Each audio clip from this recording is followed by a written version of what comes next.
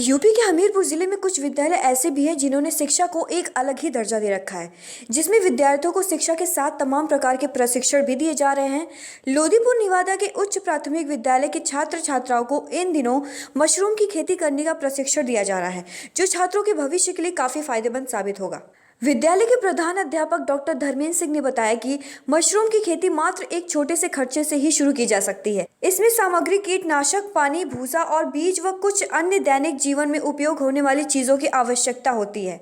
आपको इन सभी चीजों का एक मिश्रण बनाकर तैयार कर लेना है। उसके बाद भूसा उपचारित होने के बाद पन्नी के बंडलों में परत दर परत बीजों को रखते हुए बंद कमरे में रख देना है। करीब 15 से 20 डिग्री कमरे का तापमान होने पर बीज अंकुरित होना शुरू कर देते हैं। लगभग 20 दिनों के बाद मशरूम पूरी तरह तैयार हो जाता है, जिसके बाद ये मशरूम को MTM के तहत दिया जाता है।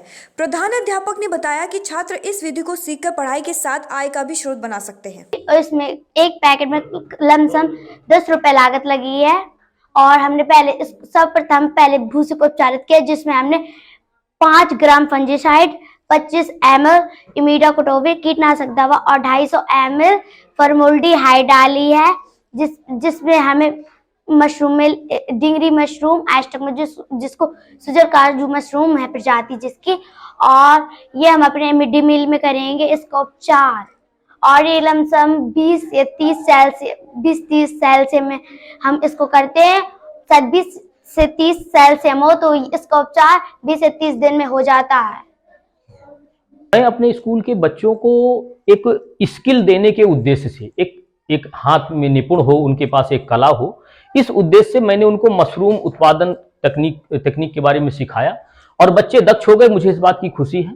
बच्चों ने ही इसका उत्पादन किया है। इसके लिए सबसे पहले, जैसा कि बच्चों ने बताया कि 100 लीटर पानी लेते हैं, 20 किलो भूसा लेते हैं। इसके बाद उसमें 5 ग्राम फंजीसाइड डालेंगे। फंजीसाइड के अलावा इमिडाक्लोपीड डालते हैं जो कि कीटनाशक है, और इसके अलावा इसमें फॉर्मल्डिहाइड डालते हैं।